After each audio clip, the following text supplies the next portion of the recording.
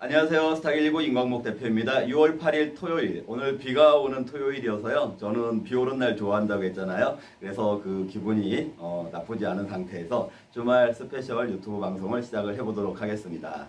자, 여러분들이 계신 지역도 오늘 비가 오고 있는지 모르겠네요. 자, 이제 비가 오니까, 지금 또 6월에 비가 오니까, 이런 생각이 들어요. 올해 장마가 어느 정도의 장마가 올까? 또 장마가 지나고 오면 무더위가 어느 정도의 무더위가 올까? 이제 예보가 잘 맞는 그 해도 있지만 또 맞지 않는 해도 있는데요. 사실은 그 장마라든지 무더위 이런 부분들이 또 생활형 종목들에서는 주가 그 시세 플레이하고 간혹은 연관이 되는 경우도 많이 있거든요.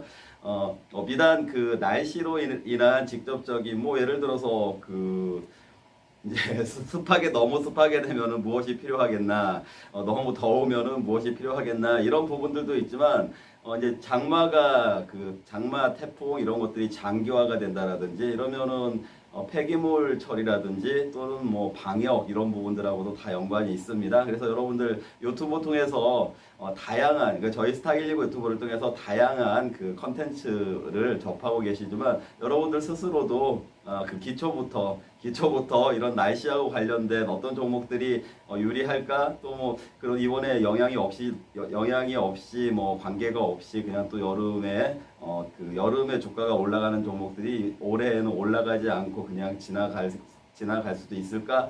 이런 관점에서 여러분들도 스스로 항상 연구하는 자세를 가지고 공부를 해보시면 좋을 것 같다라고 제가 생각을 하고 있습니다.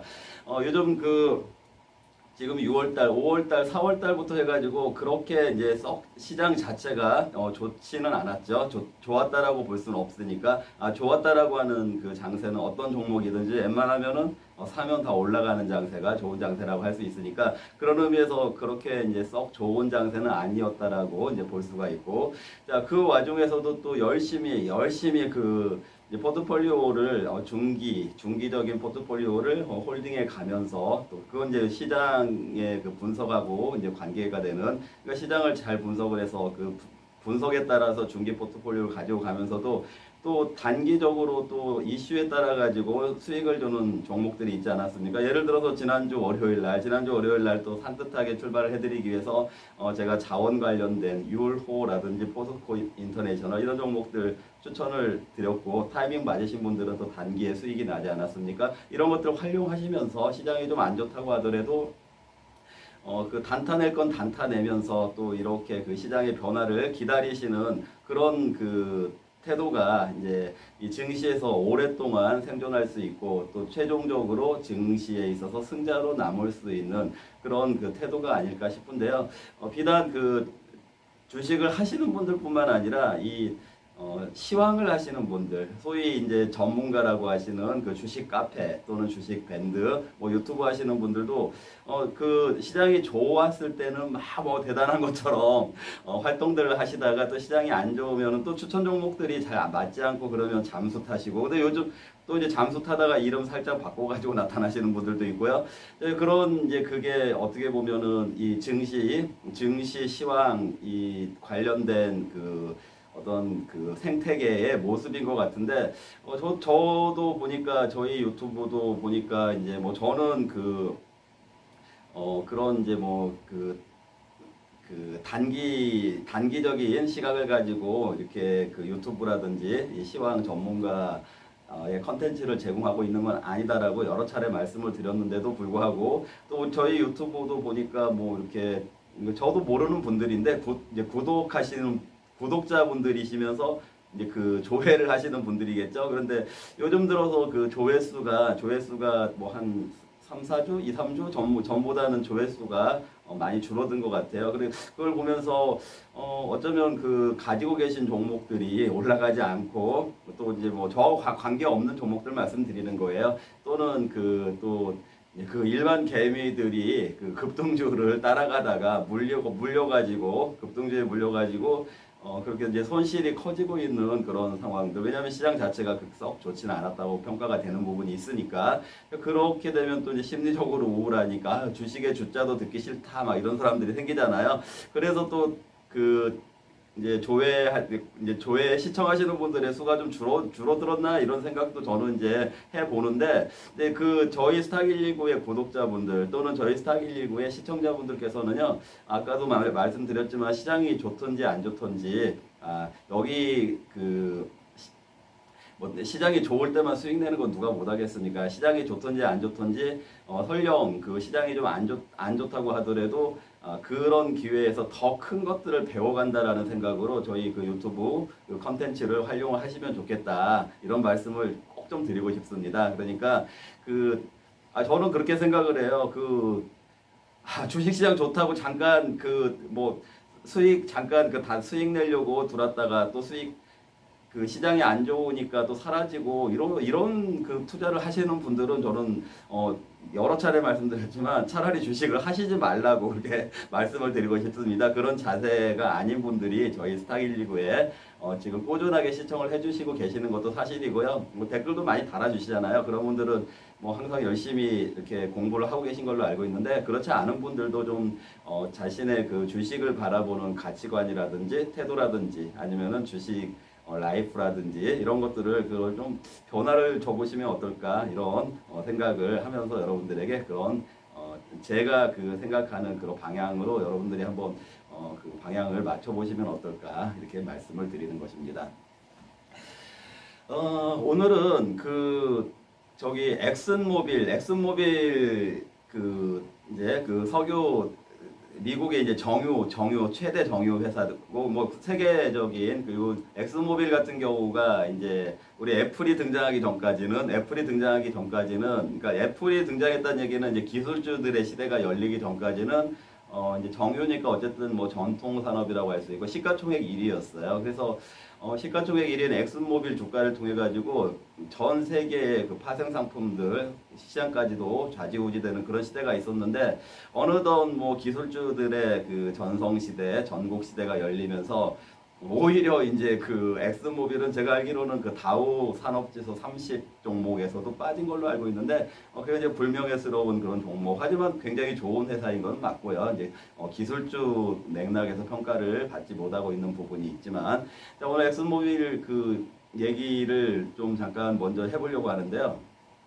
제가 제 책 여러분들 다 아실 거예요. 어떻게 알았고 누구의 통찰인가. 이 책에서도 146페이지에서 그 엑슨모빌 얘기를 잠깐 하고 있어요. 엑슨모빌 얘기를 잠깐 하고 있는데, 엑슨모빌이 이제 정유 회사이기도 하고 탐사 기업이기도 하고 이제 종합적인 석유 회사라고 생각을 하시면 돼요. 근데 그런 회사인데, 이제 엑슨모빌에도 크리스찬이 있었던 것 같아요. 이제 CEO인지 아니면은 뭐 인플루언서인지 영향력을 가지고 있는 구성원 중에 크리스찬들이 있었던 것 같고, 그래서 회의를 할 때 엑슨모빌에서 이런 회의를 했다고 합니다. 성경에 보면은 여러분들도 아실 거예요. 출애굽이라고 해서 이집트에서 유대인들이 이렇게 이제 홍해를 넘어가지고 지금의 이스라엘 지역 있잖아요. 그 지역으로 이렇게 들어가는 그런 사건이 있는데, 그게 이제 성경의 창세기 다음 편에 나와 있는 출애굽기라는 편인데, 이제 민족을 이끌어간 지도자가 모세 여러분들 들어보셨을 거예요. 모세라는 이제 사람인데, 모세라는 사람이 이제 이집트의 파라오의 정책에 의해서 어린아이가 다 이렇게 죽여지는 그런 사건들이 있었어요. 그러다 보니까 이제 모세를 죽지 않게 하기 위해서 어쩔 수 없이 이렇게 강물에다가 이제 나일강이 되겠죠. 나일강, 지금 이집트에 있는 나일강에다가 이렇게 띄우는데, 이제 바구니 같은 거를 만들었어요. 바구니라고 해야 되는지 어쨌든 작은 바구니, 상자 뭐 이런 걸 만들었는데, 이제 방수가 필요하지 않았겠습니까? 그래서 이제 성경에 그렇게 나와 있어요. 물이 새지 않게 하기 위해서 아기를 담아가지고 이제 바다에다가 이제 운명에 맡긴 거죠. 그냥 네가 살든지 죽든지, 살 수 있든지 죽든지, 아니면은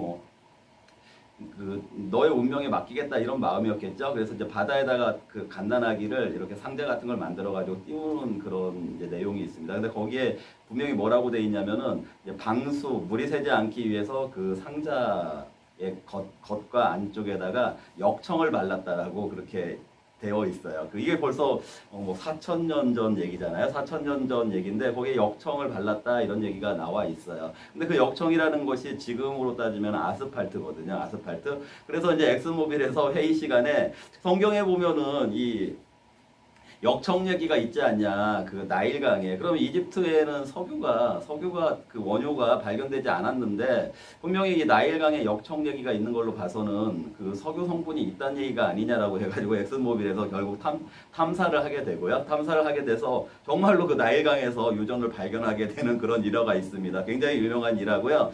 그것뿐만 아니라 이스라엘 유대인들은 12지파라고 하거든요. 12지파라고 하는데 그 12지파 중에 이제 아셀 지파라고 하는 그 지파가 있어요. 그런데 그때 이제 그 아셀 지파의 땅을 나누어주는 그런 제비뽑기 이런 과정이 있었는데 어떤 예언처럼 모세가 예언을 하기도 했고 이스라엘 민족의 원조라고 할 수 있는 여러분들 들어보셨는지 모르겠는데 야곱이라고 하는 창세기의 사람이 있는데 이제 자기 자식들 12명의 자식들한테 유언을 남기는 거예요. 너의 자손은 어떻게 될 거다 이렇게 유언을 남기는데 이제 아셀 지파에 해당되는 그 자손에게는 이런 말을 해요. 네가 차지하는 땅에서는 기름을 밟게 될 거다 이런 말이 나옵니다. 기름을 밟게 될 거다. 그런데 이스라엘에서는 이제 이스라엘이 1945년인가요? 우리나라도 이제 일제 강점기에서 이렇게 이제 해방이라고 해가지고 넘어가는 그때 이제 지금 현재의 이스라엘이 이제 다시 이제 나라가 형성이 되는 거죠. 그런데 이제 지금 현재 이스라엘에도 그 주변에는 유전들이 이제 중동이 유전지대 아닙니까? 그런데 이스라엘에서는 석유가 없었죠. 계속해서 이제 석유가 나지 않았는데 이제 러시아의 석유 기업에 근무했던 어떤 청년이 이제 성경에 보면은 그런 아셀 지파가 이 기름이 발에 잠길 거다 이런 말이 있는데 근데 그 전에는 어차피 이스라엘에서는 기름이 나지가 않으니까 그 기름은 올리브유 아시죠? 여러분들 올리브가 그쪽에서 재배가 많이 되니까 올리브유를 얘기하는 거다라고 이제 생각을 했었었는데 이제 러시아 청년은 그게 올리브유가 아니라 원유일 수도 있다라고 생각을 해가지고 이제 러시아 그쪽에서 사용하던 중고 장비를 가지고 몇십 년 동안 아셀 지파가 차지하고 있는 그 지역 이스라엘에 가가지고 뭐 거기를 찾아다니면서 막 땅을 뚫어가지고 이걸 이제 말하자면은 탐사를 했습니다. 결과가 어떻게 됐을 것 같습니까? 결국에 원유가 나왔습니다. 이스라엘의 아셀 지파 땅에서도 원유가 나왔어요. 그래서 기포트 올람이라고 하는 회사, 이스라엘 석유 탐사 회사인데 그 회사를 통해서 원유가 유전이 발견이 된 거예요. 그래서 이제 이스라엘도 산유국이 된 거죠. 물론 이제 주변에 있는 사우디나 뭐 이런 나라들에 비해서 영토가 작으니까 뭐 거대한 양이 나오는 건 아니겠지만 뭐 그 나라에서 자족할 정도의 유전이 발견이 됐습니다. 자, 이런 일화들이 있는데요. 제가 오늘 왜 엑스모빌, 기포트 알람 이런 유전 얘기를 하냐면은요. 지난주에 우리나라에도 정말 핫했던 이슈. 아까 포스코 인터내셔널 제가 운이 또 좋았다고 했잖아요. 아프리카 정상회담도 있었지만 또 마침 그날 갑자기 대통령이 우리나라 제8광구 얘기가 발표가 나오면서 급등하는 그런 이제 행운의 종목 우리 이제 제가 어쨌든 월요일 날 바로 추천하자마자 행운이 된 종목이었는데 이제 그 과정이 이제 제가 그날 장마감 방송에서도 말씀을 드렸지만 일단 정말로 그렇게 뭐 140억 배럴이 매장이 돼 있다라고 한다고 하면은 그건 굉장히 경제 유발 효과들도 있잖아요. 원유 자체도 중요하지만 경제 유발 효과도 있다. 그리고 또 이제 우리나라 같은 경우에 정말 무슨 밸류업의 문제가 아니라 우리 한국이 디스카운트를 당하고 있는 이유 중에는 지정학적인 이유, 북한요. 그리고 또 하나가 자원이 하나도 없다라는 그 두 가지 때문에 예를 들어서 호주라든지 캐나다 이런 데들은 우리나라하고 GDP가 좀 비슷하다고 하더라도 오히려 주가가 더 이제 밸류에이션이 높거든요. 그건 이제 자원이 있냐 없냐 이런 차이에 해당이 되니까 이제 우리나라도 만약에 정말 산유국이 된다라고 하면은 어마어마한 밸류에이션 평가를 받게 되겠죠. 그래서 뭐 코스피가 5천, 6천도 갈 수 있는 그리고 뿐만 아니라 뭐 이제 경제가 잘 돌아가게 되지 않겠습니까? 그 경제 활성화가 되는 부분이 있을 테니까 굉장히 호재인데 이제 문제는 그거였죠. 문제는 그게 이제 여러분들 그 초음파 검사 같은 거 MRI 하면 어디가 안 좋으신 것 같아요 이렇게 하는데 이제 실제적으로 딱 이렇게 그 절개 같은 걸 해보면은 그 초음파나 MRI가 판독을 했던 거하고 좀 다른 상황도 있잖아요. 그런 거라든지 아니면은 제가 또 이 책 오늘 얘기를 많이 하는데 이 책에서도 말씀드리고 있는데 우리가 저 먼 우주, 먼 우주에 우주를 어떻게 우리가 갈 수가 있겠어요. 그 광년으로도 뭐 몇백억 광년, 이건 정말 상상 속인데 저는 과학도 말이 안 된다고 생각을 하는 사람이지만 어쨌든 그 과학자들은 우주에서 날라오는 빛을 분광이라고 하는데 그 빛을 분석을 해서 뭐 빛이 도플러 효과 같은 게 발생하고 적색변이 뭐 붉은색으로 이렇게 이제 파동 중에 이렇게 그 붉게 변하는 그런 현상들이 나타난다라고 해서 그런 것들이 이제 거리가 멀어지기 때문에 나타나는 거다라고 해가지고 빅뱅 이후에 지금 우주가 팽창하고 있다 막 이런 과학적인 얘기들을 하고 있는데 그것도 사실은 여러분들은 이렇지 않으신가요? 저는 그렇거든요. 저쪽에 한 200m, 300m만 떨어져 있는데도 가끔 어떤 사람이 이렇게 멀리 있으면 저는 그 사람이 처음에는 다가오고 있는 건지 저 뒤로 가고 있는 건지 제 육안으로는 혼란 착각을 할 때가 많거든요. 그랬다가 자세히 보면은 이제 다가오는 줄 알았는데 좀 멀리 가고 있는 그 정도 몇백 미터 거리에서도 이런 착각이 잠깐 나타나는데 몇백억 광년 이런 거리에서 그리고 우주라는 무한한 시간에서 그거를 그 파동이 뭐 좀 멀어졌냐 이런 의미가 그게 정확하다고 말할 수가 없잖아요. 그리고 이제 그런 분석에 기반을 한 내용하고 지금 그래도 화성 같은 데를 직접적으로 이제 그 우주선이 가가지고 이렇게 그 암석 같은 거 탐사를 할 수가 있잖아요.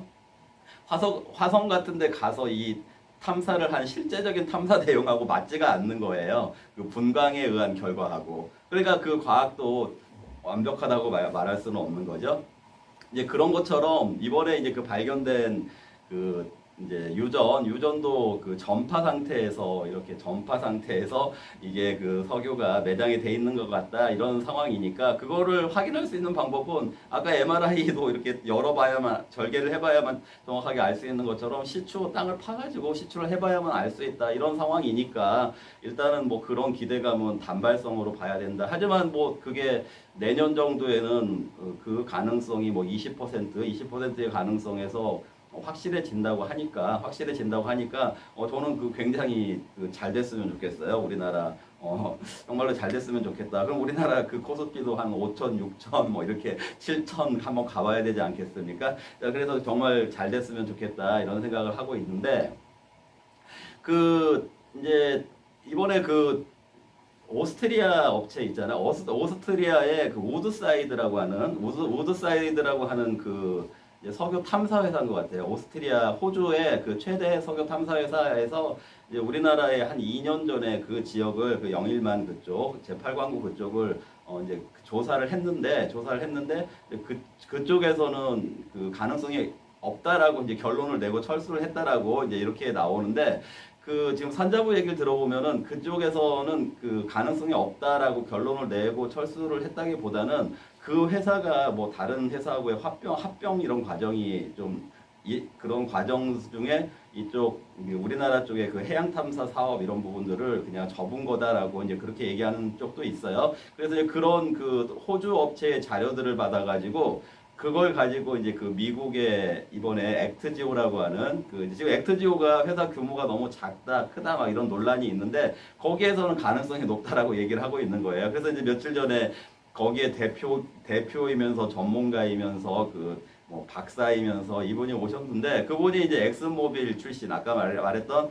석유 전문 기업인 엑스모빌 출신이고 또 석유 관련된 다양한 학교 같은 데서 전문성과 권위를 인정받고 있는 분이거든요. 그렇기 때문에 모르겠어요. 그거를 이제 한쪽에서는 액트지오라고 하는 그 회사의 규모를 가지고 신뢰를 할 수가 있겠냐 없겠냐 이런 이제 논란이 제기가 되고 있기도 하지만 또 지식산업이라는 거는 회사의 규모하고는 또 별개잖아요.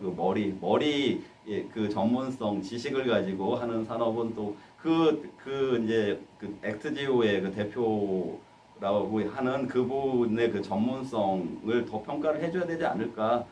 그 나중에 이제 뭐 시추에서 밝혀지겠지만 굳이 지금 단계에서부터 뭐 안 될 거다 비관적으로 볼 필요는 없지 않나 저는 그렇게 생각을 합니다. 그래서 오늘 이제 제가 처음에 그 주제로 이 석유 관련된 얘기를 했고요. 그래서 뭐 어쨌든 이게 좀 뭐 1년 정도 이후에 진짜 우리나라에도 아까 뭐 성경에 근거해서 그 석유가 없는 걸로 알려졌던 이집트라든지 그 이스라엘에서 유전이 발견됐다 그 얘기를 말씀드린 것입니다. 우리나라도 포기할 필요는 미리 앞서서 포기할 필요는 없지 않겠습니까? 이런 걸 가지고 정치 공세를 또 할 필요는 없을 것 같고요. 시추하는데 뭐 1,000억 이렇게 예산이 들어간다고 하는데 그 석유가 있냐 없냐 이거를 살펴보는 그런 이 중요한 프로젝트에 몇 천억 그 예산이 결국 큰 예산은 확인을 해가지고 없다는 게 밝혀진다고 하더라도 그 돈을 써서 그렇다고 하더라도 확인할 건 확인해야 되지 않겠습니까? 그게 당연한 거 아닐까 이렇게 생각을 하게 됐습니다. 자, 두 번째로요. 제가 오늘 JP 모건 얘기 좀 하려고 해요. JP 모건 얘기 좀 하려고 하는데 그 JP 모건이라는 회사 여러분들도 알아두세요. 인베스트먼트 뱅크 이제 외국에서는 인베스트먼트 뱅크, 커머셜 뱅크 이렇게 이제 그 상업은행하고 투자은행 이런데 그 인베스트 뱅크에 해당되는데 이제 또 사실은 그 JP 모건 같은 경우에는 그 체이스 맨하탄이라고 하는 그 이제 상업은행을 합병을 같이 했기 때문에 이제 그 부분도 좀 종합적인 그 뱅크 그래서 그냥 흔하게 우리 세계 최대의 투자은행이다 이렇게 말을 하고 있고요. 이제 참고로 여러분들도 이제 요즘 많이 들어보시는 그 블랙록이라든지 뱅가드라든지 그 피델리티라든지 이런 데들은 그 투자은행이 아니고 자산운용사라고 좀 구분이 되는데 하는 일은 비슷하다 이렇게 생각을 하시면 돼요. 우리나라도 증권사가 있고 또 자산운용사가 있는데 우리나라 뭐 KB 하면 KB의 증권사도 있고 KB 자산운용도 있는 것처럼 똑같은 또 이름을 쓰니까 그게 이제 또 그 구분 자체가 좀 모호한 그런 부분들이 있는데 이제 법적인 구분들이 좀 있어요. 이제 법적인 구분들이 있는데 근데 지금 어차피 그 상품 같은 것들이 ETF냐 ETN이냐 뭐 이런 그 차이가 있긴 하지만 실제적으로는 그냥 우리가 JP 모건이든 뱅가드든 블랙록이든 그냥 다 투자 회사다 이렇게 이제 알아두시면 될 것 같은데 어쨌든 그 JP 모건이 세계 최대의 그 투자은행이다라고 이제 생각을 하시면 되고 자 그런데 이제 그 역사도 제일 길어요. 역사도 제일 길고 그 JS 모건이라고 하는 분이 1800 지금 2000년대니까 200 몇십 년 전에 만들어진 회사 그리고 이제 그 아들이 그 이름을 따가지고 그 JS 모건이 아버지인데 이제 그 아들이 그 이니셜이 J하고 P가 들어가는 걸로 알고 있어요. 그래서 2세 그래서 JP 모건으로 회사 이름을 바뀌었고 근데 그 JP 모건이 우리 자본하면은 그 글로벌 자금의 양대 산맥 하면은 어떤 자금이 있는지 여러분들 아시나요? 더 재밌는 얘기 하나 해드릴까요? 우리 한국 증권계에서 작전 세력 들어보셨죠? 작전 세력의 양대 산맥이라는 말이 있었어요. 작전 세력의 양대 산맥이라는 말이 있었는데 그게 좀 불명예스럽게도 연세대 제 동문이죠. 연세대 상대 출신들. 왜냐면은 연세대 상대가 이제 강하니까 아무래도 연세대는 이제 상대가 강하지 않습니까? 그래서 상대가 강하다 보니까 이제 증권이나 이런 쪽으로 많이 진출을 해 있고 그러다 보니까 이 자금 쪽에 인맥 이런 걸 다 연결이 돼 있다 보니까 이제 그런 연대 상대 라인이 작전 세력의 한 축이다 이런 말이 있었었고요. 또 하나는 여러분들 들어보셨는지 모르겠는데 예전에 공부 잘하고 집안은 어렵지만 공부 잘하고 똑똑한 사람들이 상고 많이 갔잖아요. 상고 그래서 설린상고 이런 한쪽에서는 설린상고 라인이다 이런 말도 있었었어요. 근데 그것처럼 외국 글로벌 자금도 양대 산맥이라는 것이 있는데 하나는 양키 자금이라고 해요. 양키 자금. 이제 미국 자금을 얘기하겠죠. 그리고 하나는 유태 자금, 유태인 자금. 이렇게 구분이 됩니다. 그래서 크게 이제 양키 자금과 유태 자금 이렇게 구분이 되는데 이제 JP 모건이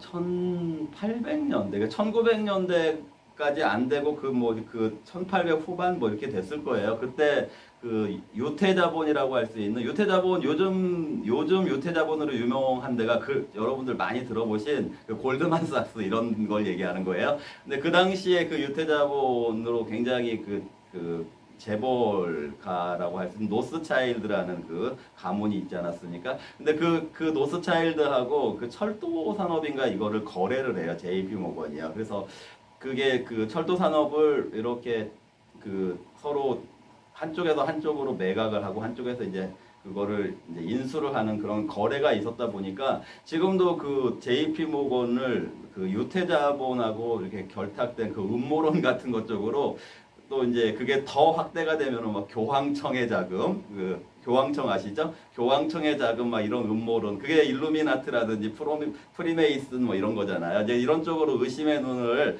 이제 보고 있는 시각도 있어요. 또 이제 그도 그럴 것이 미국의 연준 얘기 많이 하잖아요. 그 패드라고도 하고 FRB라고도 하고 그리고 이제 그 연준에서 금리 결정할 때 하는 회의를 FOMC라고 한다고 했잖아요. 근데 재밌는 거가 그 미국의 연준은 우리나라처럼 그런 그 정부에서 그냥 독립적으로 만드는 정부기관이 아니에요. 미국은요. 미국의 연준은 주식회사예요. 주식회사. 그러니까 우리는 한국은행 그냥 정부기관인데 미국의 연준은 정부기관이 아니고 주식회사. 다만 그 연준 위원들을 대통령이 몇 명을 임명하게 돼 있다.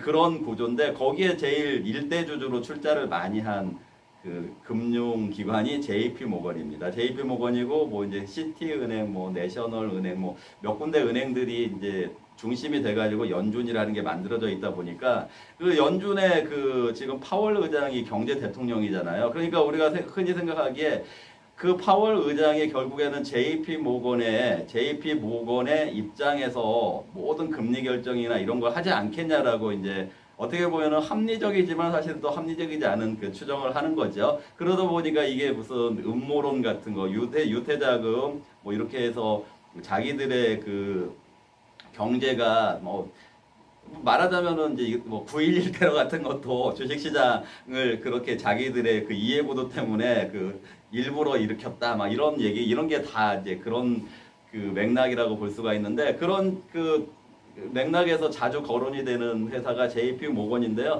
저는 JP 모건 그렇게 생각하지 않고 JP 모건 그 굉장히 좋은 회사인 것 같아요. 그리고 굉장히 건전한 회사인 것 같고 그리고 합리적인 회사인 것 같고요. 그리고 그 뭐 FRB 그 패드를 좌지우지한다. 이것도 어불성설인 것이 이제 그 아까 얘기한 것처럼 대통령이 그 연준 위원들을 임명을 하게 되고 어떤 의사를 전혀 그 개진할 수 없는 구조로 해서 그 JP 모건의 입장 같은 거를 전혀 반영을 하지 않고 왜냐면은 그 의장 자체가 그 대통령이 지명을 하지 않습니까? 파월 의장이요.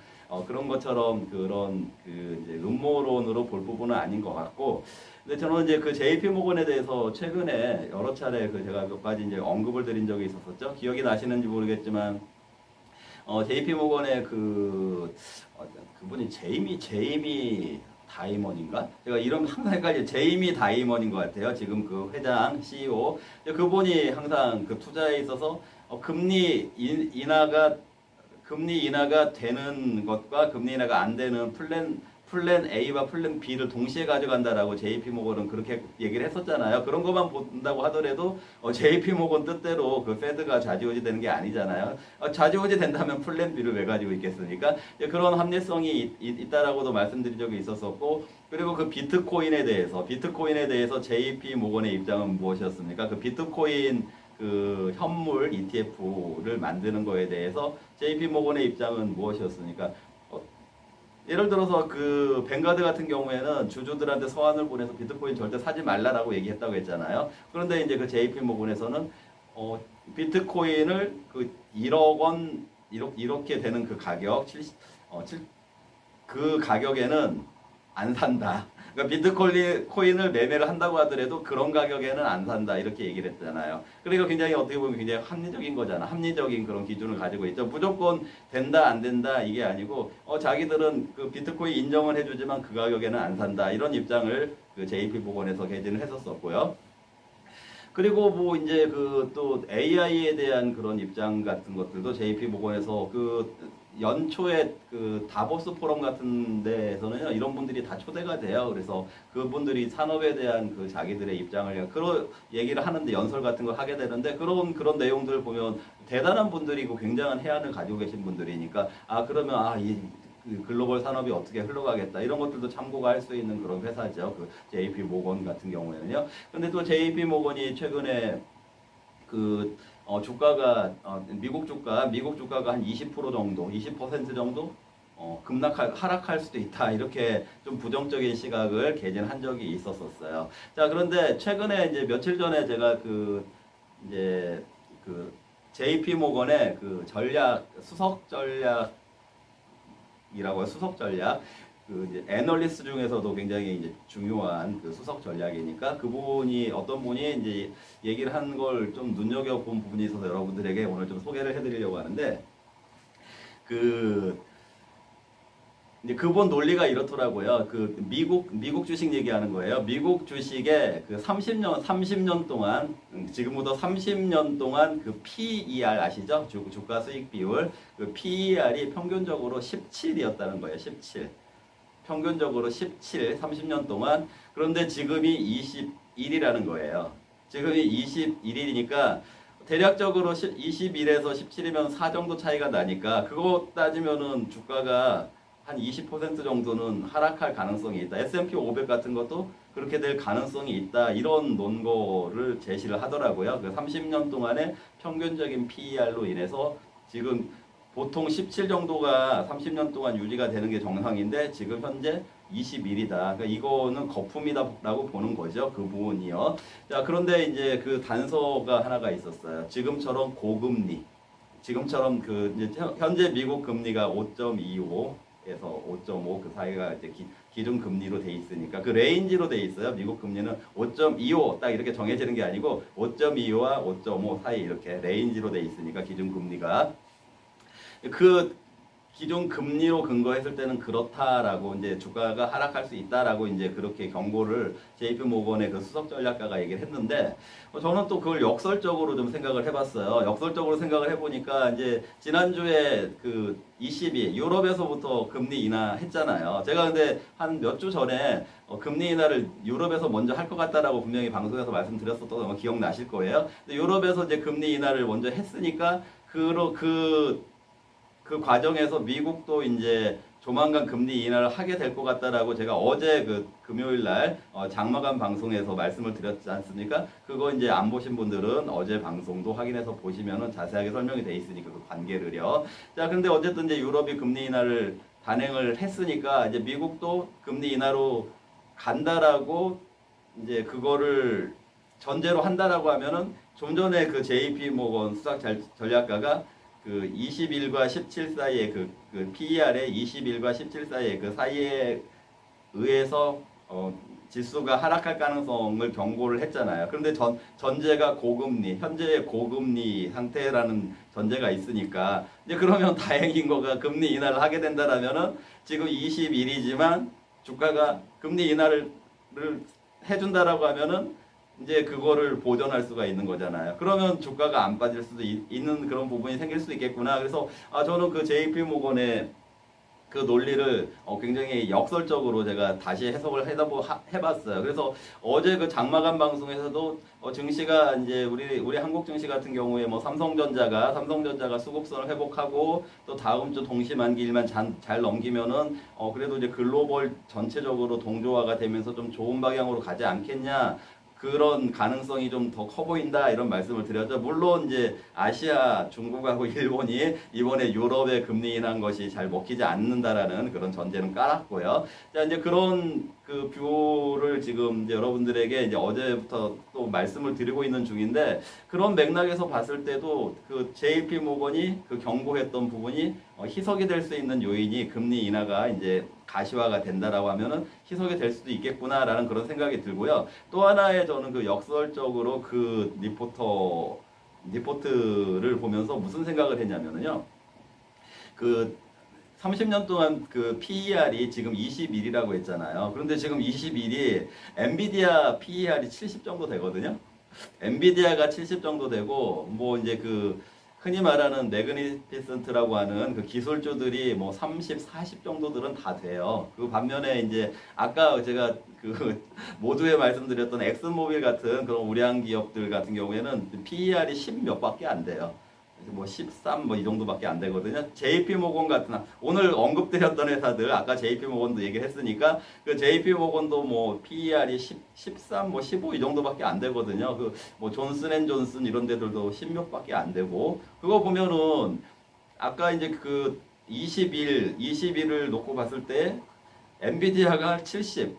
그러니까 그 21일이 나온 17일이 평균인데 20일이 나온 거가 결국에는 엔비디아가 몇 개 기업들 때문에 그게 올라간 거잖아요. 무슨 얘기인지 아시겠죠? 그러니까 30년 평균이 PER이 17인데 지금 21인데 그게 문제라고 얘기를 했잖아요. 그 JP모건에서요. 그런데 그게 일단은 그거는 고금리를 전제로 했을 때 문제라고 했는데 금리 인하까지 이제 된다라고 하면은 고금리를 전제로 했을 때 그게 문제였으니까 고금리가 아닌 상태가 되면 문제가 아닐 수도 있다라는 그런 논리가 된다라는 거죠. 그게 이제 저는 첫 번째 역설이고요. 두 번째는 17에서 20일 그 차이가 나는 것들이 엔비디아가 70, 나머지 기술주들이 뭐 40, 50 막 이런 것들이 반영이 된 거잖아요. 몇 개의 주식에 의해서요. 그러니까 그것들을 만약에 AI라고 하는 걸로 인해서 인정을 해준다라고 하면 그 부분을 그러면 지금 그 미국의 그 PER이 그렇게 높은 건 아니다. 오히려 그런 계산이 나오더라고요. 그래서 PER이 미국 주가가 그동안 그렇게 많이 올랐는데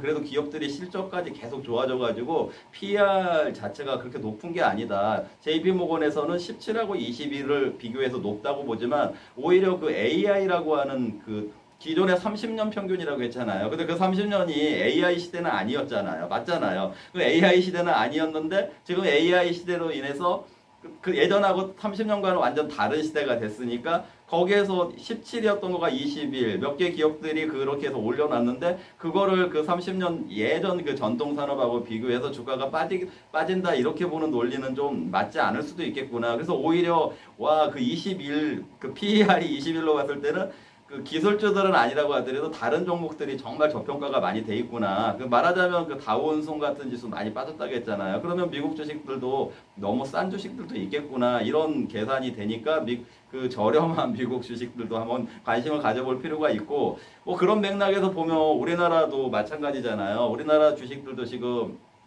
코스피 2200 수준도 안 되는 종목들이 얼마나 많습니까? 그런데 이제 제가 항상 말씀드리지만 거기서 펀더멘탈이 안 좋은 종목들은 그 220이 아니라 코스피 뭐 1000 이하로까지 더 떨어질 수 있어요. 휴지가 될 수도 있는 거니까. 그런데 펀더멘탈이 좋은데 지금 현재 코스피 2200 수준밖에 안 되는 그런 종목들은 뭐 그게 뭐 업황의 문제가 있을 수도 있었겠지만 또 한편으로는 어떤 이유에 의해서 어떤 장기적인 매집이 진행이 되고 있을 가능성이 더 높죠. 그럼 그런 종목들에서 분명히 시세가 분출하게 되는 시기가 올 거예요. 이런 것들을 여러분들이 구분을 하셔가지고 포트폴리오 내가 갖고 있는 종목들은 어디에 해당되는가 이런 것들을 판단을 해보셔야 되는 부분인데 저는 그냥 요즘 분위기 어제부터 해가지고 그냥 앞으로의 분위기가 그래도 괜찮은 분위기로 보인다. 그러다 보면은 그런 저평가 요소를 갖고 있는 그런 종목들에 굉장히 큰 기회가 되지 않겠는가 이런 생각들을 하니까 여러분들도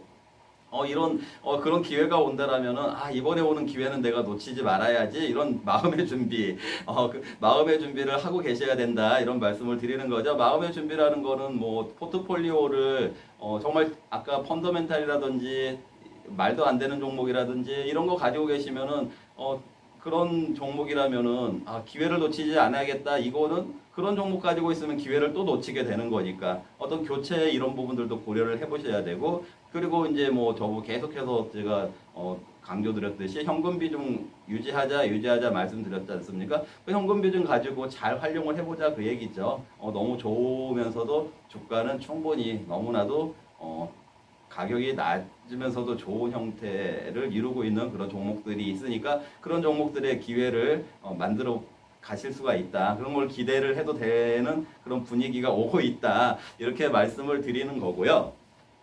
오늘 제가 그 나라 아까 저기 석유 얘기할 때 미국 기업하고 호주 얘기했잖아요. 그쵸? 그 우드사이드 그 탐사 기업하고 미국의 그 엑슨 모빌의 출신 그 전문가가 만든 액트지오 그 얘기를 했는데 오늘 공교롭게도 제가 JP 모건 얘기하면서 그 호주하고 JP 모건 아까 양키 자금이라고 해서 미국 기업이죠. 근데 호주 얘기가 또 하나 좀 대조해가지고 말씀드릴 게 있어요.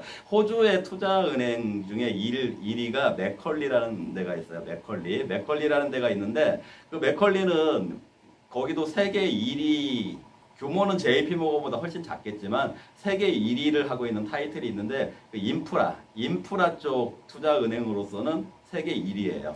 맥컬리가요. 인프라. 그래서 아마 우리 한국에도 그 한국 맥컬리 해가지고 진출해 있는 걸로 아는데 그 인프라라고 하는 거는 뭐 부동산이라든지 뭐 이런 그쪽 관련된 금융을 물론 이제 주식이나 이런 투자 업무도 하고 있고 그런 이제 인프라 금융 쪽 업무도 주력으로 하고 있고 이제 그런 금융 기업인데 이제 호주의 그 금융 회사인데 이 회사에서 이런 얘기를 했어요. 그 저는 굉장히 그 의미 있게 들었거든요. 지금 그 AI 때문에 데이터 센터 있잖아요. 데이터 센터에다 그 컴퓨팅 하는 과정 중에 엔비디아 걸 막 쓰게 되는 거잖아요. 그게 이제 엔비디아 거를 써야 그 AI가 막 AI 훈련도 시키고 생성도 시켜야 되잖아요. 훈련도 시키고 생성도 시키는데 그 엔비디아 거를 써가지고 하니까 막 훈련도 잘 되고 생성도 잘 된다 이런 거라고 이제 제가 또 방송에서 말씀드렸잖아요. 이전 방송에서요. 안 보신 분들은 이전 방송들도 다 확인해서 보세요. 도움이 되는 내용이니까요. 자, 그런데 이 그 맥컬리에서 뭐라고 얘기를 했냐면요. 지금의 상황이 그 AI의 그 초반부라는 얘기죠. 아직도 초반부. 그러다 보니까 이런 초반부 현재 있는 데이터 센터만큼의 데이터 센터가 현재 있는 데이터 센터만큼의 데이터 센터가 이제 AI가 정말 더 본격화가 되면은 새로운 그 데이터 센터들이 생기게 될 거다. 근데 이걸 그냥 간과를 해서는 안 되는 부분이 제가 좀 전에 그 맥컬리라는 회사가 어떤 부분 투자 1위라고 했죠? 인프라 투자 부문 1위라고 했잖아요. 인프라 투자 부문 세계 1위니까 그 인프라하고 관련된 그 투자은행에서 그런 분석을 내놓은 거예요. 데이터 센터가 지금 전 세계에 있는 데이터 센터에 만큼의 데이터 센터가 추가적으로 생겨야 된다. AI가 더 본격화가 된다라며. 굉장히 시사하는 바가 크죠. 이 얘기는 무슨 얘기냐면요.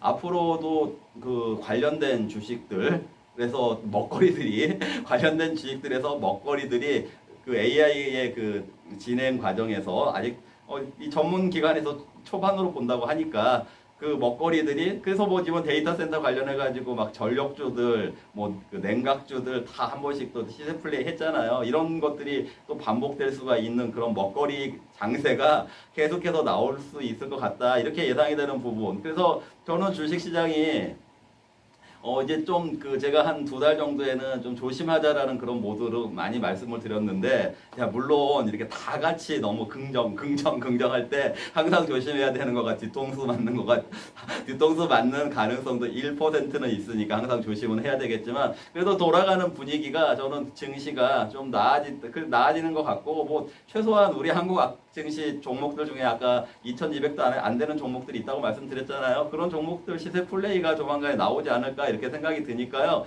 여러분들 기회가 오고 있다 이런 맥락에서 준비 잘 하시고 준비라는 거는 유튜브 방송도 꾸준하게 들으시고 공부도 많이 하시고 자금도 잘 활용하실 수 있도록 포트폴리오 대비를 하시고요. 그리고 빨리 그 종목들도 말이 안 되는 종목이면은 그 가능성 있는 종목으로 교체하는 이런 것들도 종합적으로 고려를 해보시면 좋을 것 같습니다.